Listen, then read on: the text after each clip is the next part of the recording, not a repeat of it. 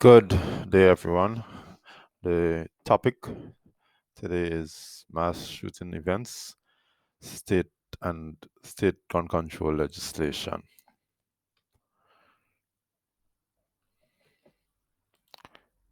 The agenda, we have a 6-point agenda, introduction, a bit of what the top paper is supposed to do, context, we explore data provenance, then we explore the dashboard and we look at further work.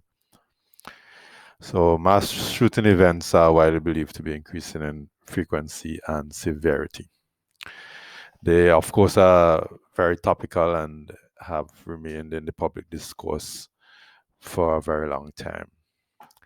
Much of the discussion takes place in the immediate aftermath of the event, and in such an environment, the emotions are high and the trauma associated with the event sometimes overshadow facts surrounding mass shootings in America.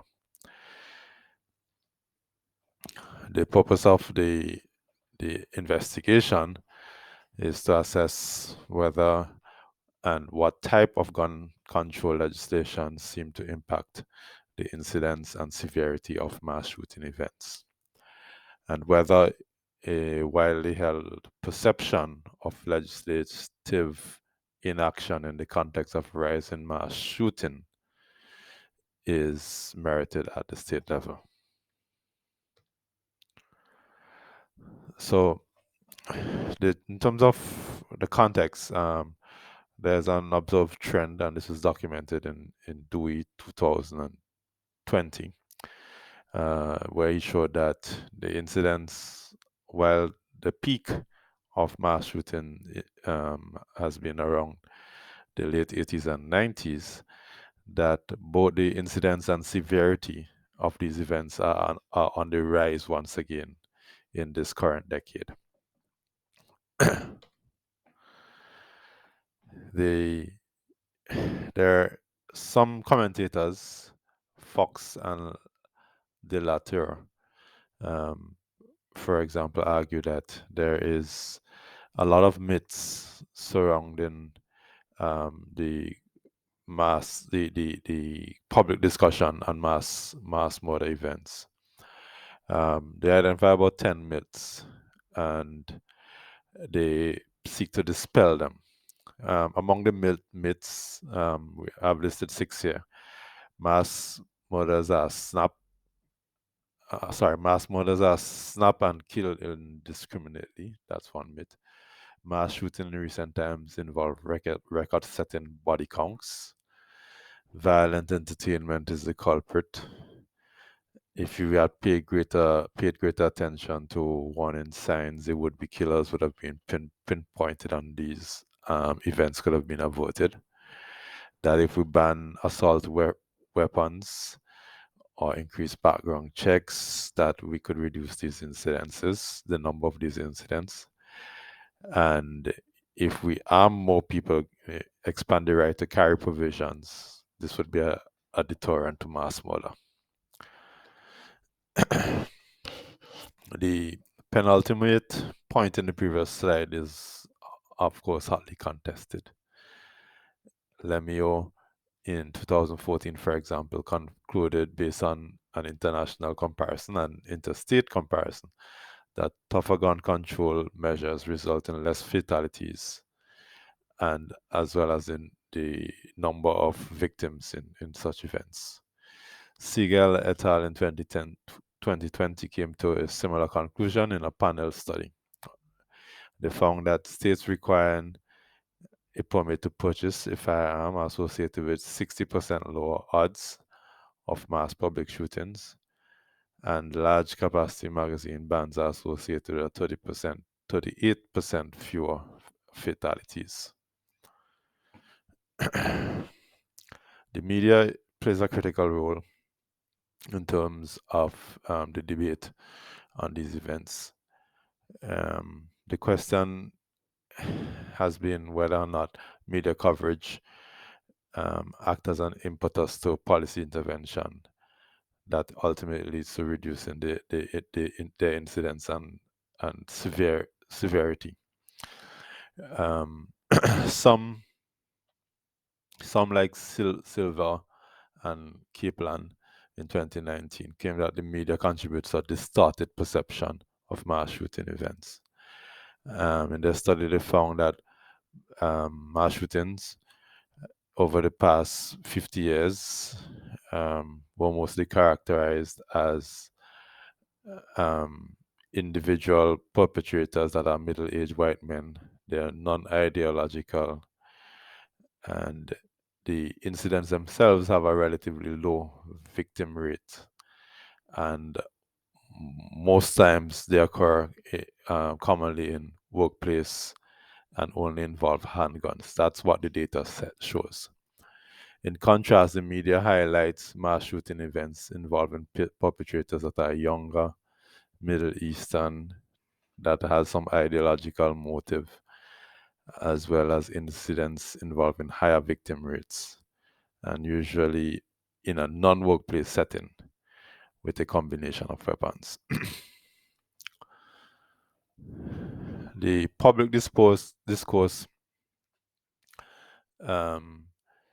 is according to some Clegg in 2009 concluded that in light of both Columbine and other contemporary school shootings, that the specific gun control measures proposed in the public, that is, in the aftermath, are largely irrelevant and almost certainly would not have prevented the incidents or reduced their death tolls. Others, such as Rogowski and Tucker in 2019, claim that despite media debate and public advocacy, little has changed in terms of the public support for gun control measures. They did a national representative panel survey of adults in the US, and they found that Americans granted that they found no evidence that Americans granted greater support for gun control after the Sandy Hook shooting of 2012. In terms of data provenance, the available data sets that will be used in the inquiry is the mass shooting data sets obtained from gun violence archives. According to the website, the Gun Violence Archive is an online archive of gun violence incidents, and they collected it from these incidents have been collected from various sources, quite a copious amount of sources. They're not affiliated with any specific advocacy group, right, or any research group. They're independent. That's their claim. In terms of how they define mass shooting events, they use a strict. They only use a numeric criteria where the shootings must involve 4 or more victims, not counting the shooter. Other data sources that would be used would be the U.S. population broken down by states, and this would be obtained from the Census Bureau. The firearms law database, distributed by the Inter-University Consortium for Political and Social Research, would be used to take account for state gun control legislation at the various years. And we'd also use the Center for Disease Control gun deaths data set that would capture gun-related deaths. So we'll explore the dashboard.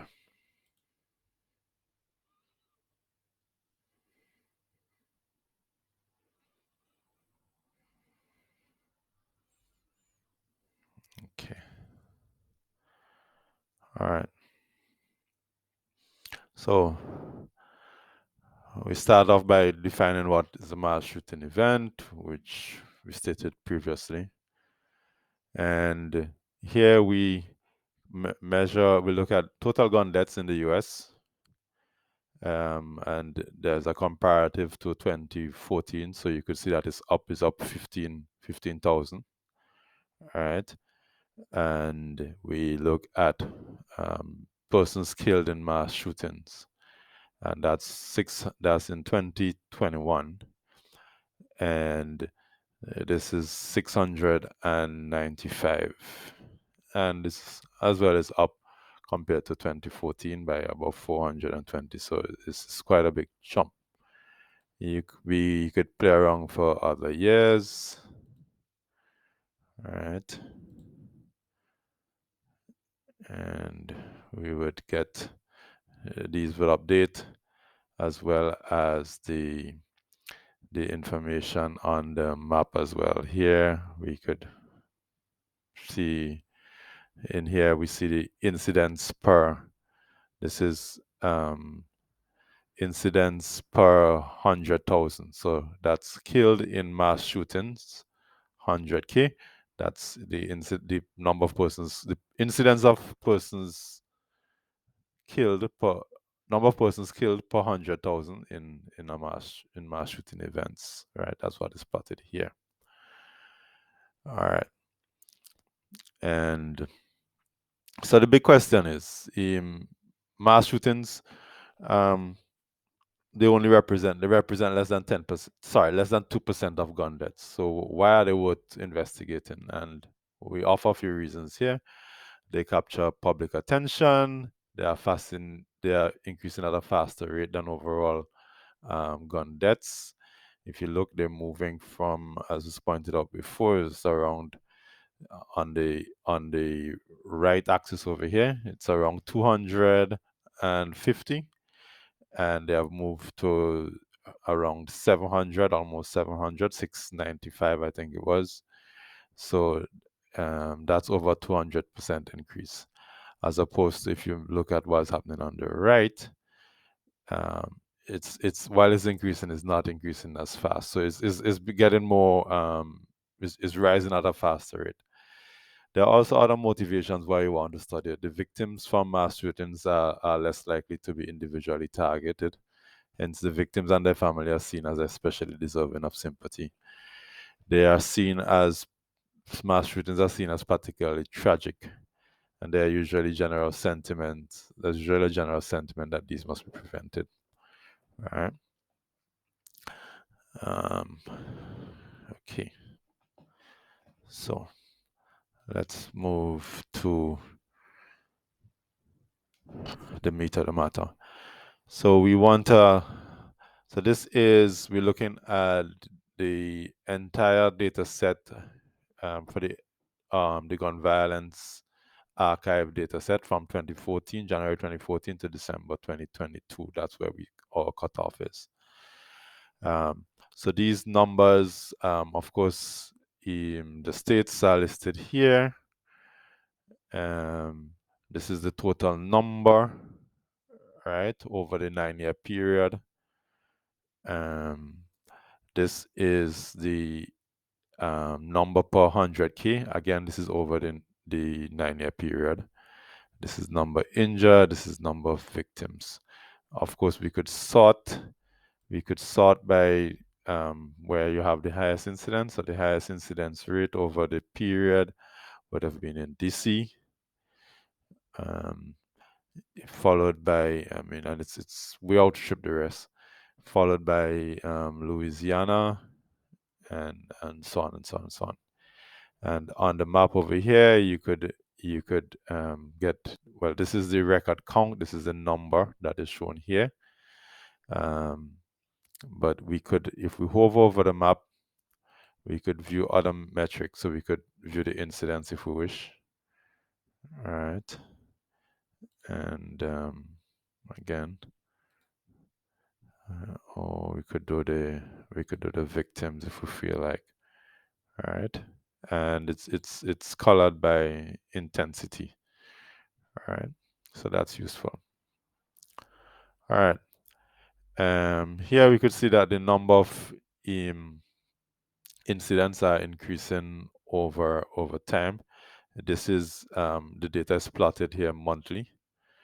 We could drill up. We could move from monthly to yearly to get a smoother picture, a smoother graph. So if we look at it yearly, we see the trend better. All right. And again, we could change the metrics. All right. So instead of looking at the record count, we could look at the victims. All right. Or we could look at the victims and the record count. Or we could just look at the victims alone. Or we could look at the killed. All right. We could do what we wish here. All right. Then what we explore over here is want to explore in this chart the periodicity of these events. So by default is set to a monthly histogram of the deaths, right? And this is the record count. This is the number of incidents, not deaths, sorry, the number of incidents. And what we find in the colder months, right, the incidents are lower. And as the temperature warms, and ultimately peaking in the summer months, right? The height of the summer months is July, July, right? As it gets warmer, these incidents increase. What's more interesting is if we drill down from month to day in the week, let's see what picture we get here. We get that there is a big spike on the weekend. More than 50%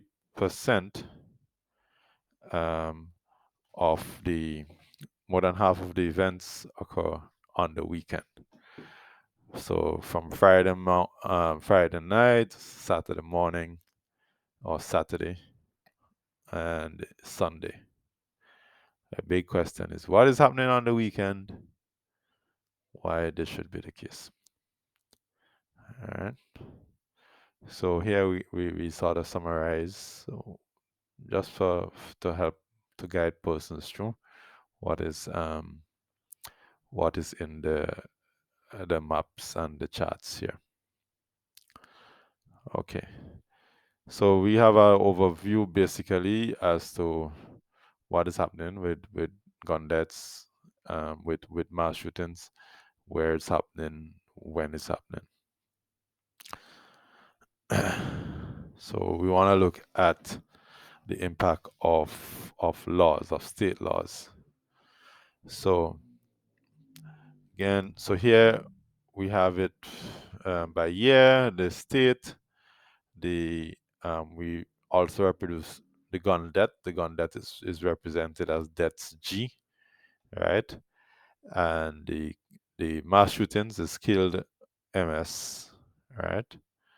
Incidents is, right? Once you see MS is mass shooting, and the total number of laws in the states. So again, we could sort the states by laws. We could find that as of 2019, and this law data set goes from 1990 to 2019, right? So that's why the 2019 cut off, right? But given that the gun violence data set is on to 2014, we only show from 2014 to 2019. So you could see California has the most laws, and we could it's sorted by that there. We could sort by incidents, we could sort by deaths, whatever. All right. So let's look at some correlations. Let's look at some scatter plots. So if we select all the years, we could select all the years if we want to, or we could select a few years, but let's look at all the years. And so this, we're looking at incidents of mass shootings per 100,000, by total gun laws, state gun laws. So we have the total laws on the x-axis and the incidence per 100,000 of mass shootings on the y. And so we have this graph, color coded by state. You could play around and see what it says. If you run Pearson's correlation on this, you'd find that there's no correlation. It's not statistically significant. As opposed to the total loss and gun deaths, we have a highly significant negative coefficient. It's 0.7, negative 0.7. You could clearly see the downward slope in the scatter plot.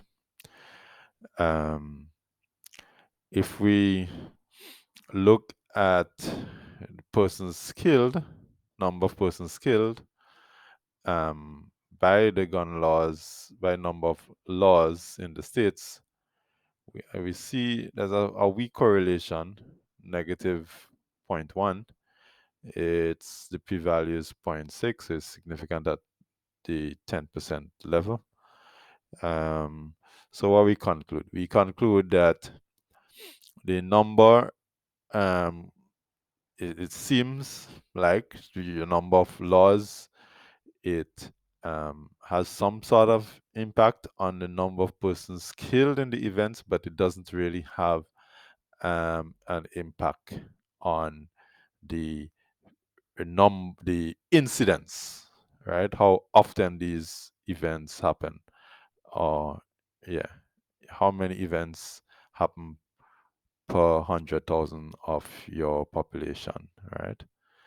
That's what it seems like, right, on the first glance.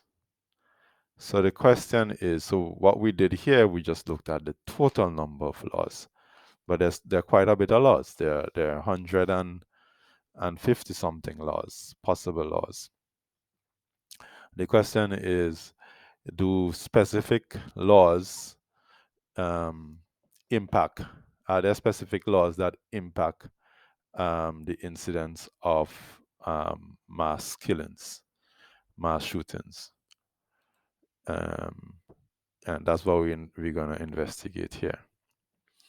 So what we did here is that we looked at the specific laws. We computed the point by serial correlation with each of the 150 laws to the incidence of mass shooting. So we computed that, and we picked those that were seen to be significant. So we picked those with a p-value, and we were a bit generous. So we picked those with a p-value of 0.2 or less. All right. The typical conventional cutoff is 10% or less, but we figure 0.2 is livable. All right. So if you sort by the correlation coefficient, you would see which ones are most significant. All right, and this is just a plot of the, if you were to plot the incidence by the number of these, so how many states, how many laws each state, how many of these 15 laws each states have at any of the years. So that's what's plotted on each of these bubbles here, each of these points, and you see it's sort of running neatly downwards. All right. Correlation coefficient, the overall correlation coefficient is minus 0.26, and it's highly significant. All right. And again, you could see what's going on here in the map. We could plot it by victims. We could plot it by incidents. All right, up here. And here we have the number of laws, how many laws each each state, what's the number of these effective laws. So California has 9, Oregon has 4, etc., etc. All right.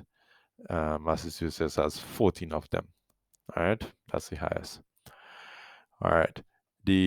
Each of these laws, there's a glossary at the back that explains them. Right. So alcohol treatment, right? Alk treatment, which is the highest one here. All right, that's number 1. By itself, it has a biserial serial correlation, a point biserial correlation coefficient of minus 1.7. So it's the highest individually in terms of its impact. So this is basically saying states that the impact of prohibiting the sale of firearms on persons, individuals who, or some individuals who have alcohol-related problems, it has a significant negative impact, a significant impact on reducing incidents of mass shootings. All right, so that could be played around with, and various things can be explored. You can also click on the um,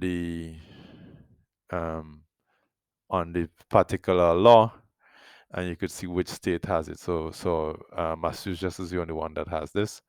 This is no stand your ground law, right? This is actually defined by an absence, right?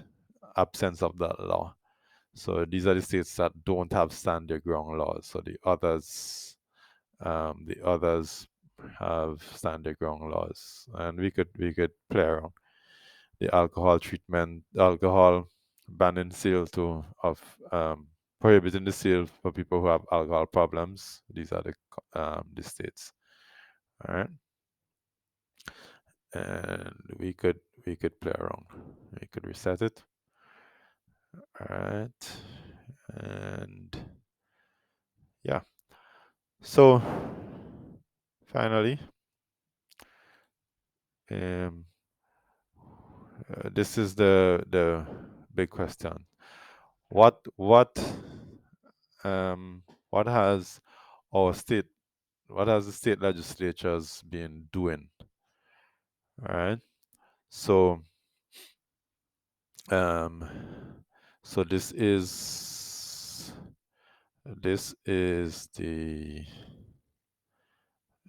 the national picture. I think it is. I think all states. Yes, correct. This is a national picture. So this here, if we're dealing with multiple states, on the left axis, what we would be measuring really is the average total loss, right? So it's pretty much saying like, okay, typical state, if we were to pick a state at random, this is how many laws they would have, right? And so we see that there has been quite a big increase in the number of persons killed in mass shooting. I think it's about 72% over the 6-year period that is shown here. However, the average state has only introduced about 3 more laws, moving from around 25 to about 28, all right, over that period. All right. Now, is that reasonable? Is that good? This is a subjective matter, but I have offered some thoughts here in terms of some thoughts in terms of those states that I think have done a not so good a job, and those that I think have done uh, a better job. Um, we could play around and we could see. So let's just do a few. Let's start with the those that are bad, at least that I think are bad, and we would conclude with those that I think are good. All right. So let's start off with Alabama. Um, so if we select Alabama, all right, we see that, all right, quite a big jump in the number of victims. I think it's like a five-fold jump. All right, number of persons killed, number of victims as well. So you're moving from about 10, all right, from 10 to 67. That's about a five-fold jump. Similar thing with number of persons killed, all right. Yet the number of laws have not changed, right? They have um, done nothing legislatively where this is concerned, right? Let's look at another one.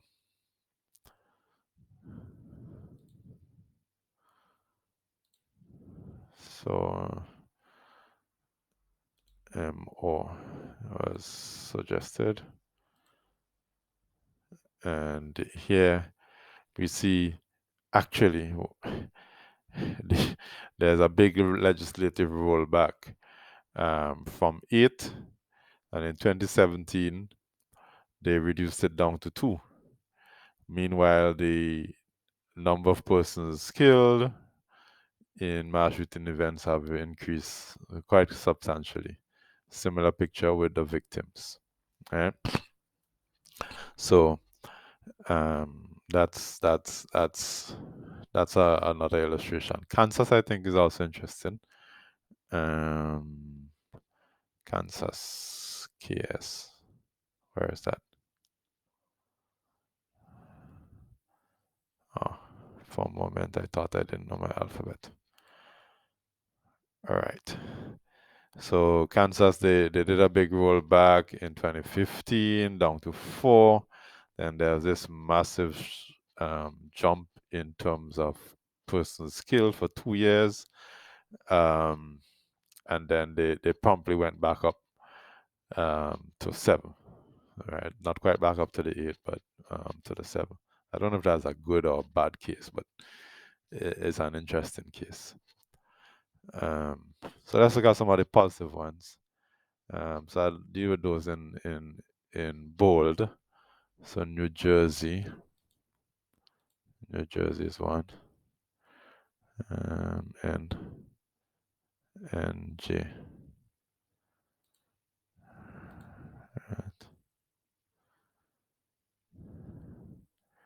All right. So in the space of 4 years, well, 3 years, they have increased the number of laws from what's that, 67 to 80. You know, that's quite a bit of action. All right, so this is a good example of member states doing something, of states doing something. New Mexico.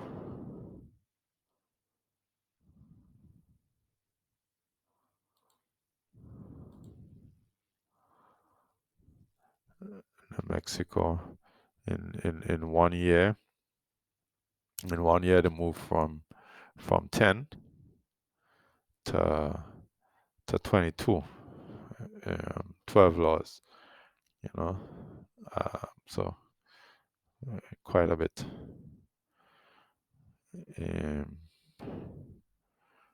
Oregon as well.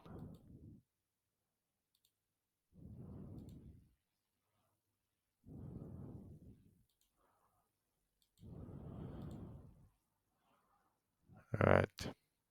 Quite a bit of actions. 25. Was that 25 to 40? So that's 15.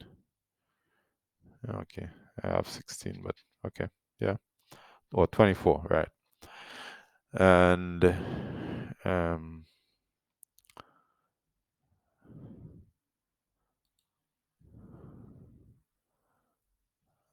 uh, VT, I think VT is Vermont. I'm not too certain. Yeah, and quite a big jump again. So, so in terms of the the the the jury, in terms of what legis- the legislatures have been doing, there's quite a bit of good stories of, I mean, state legislatures actually um, taking on, uh, being quite active in terms of passage of laws, and there are some not so good stories. Um, my assessment is on balance. It seems as if most states are actually taking legislative actions than not taking legislative action. So it seems as if states are taking it seriously. All right, and so on every page where the data um, is used, the data sources are given, is hyperlinked. Persons can go to it and see what the data actually, or get the source data if they wish. All right. And so last thing is, in terms of what are the further work that I think is necessary. Well, the real issue with mass shootings is how to reduce them. Right? That's what we really want to investigate ultimately. And there are several questions. One, are there other approaches other than legislation that can be used?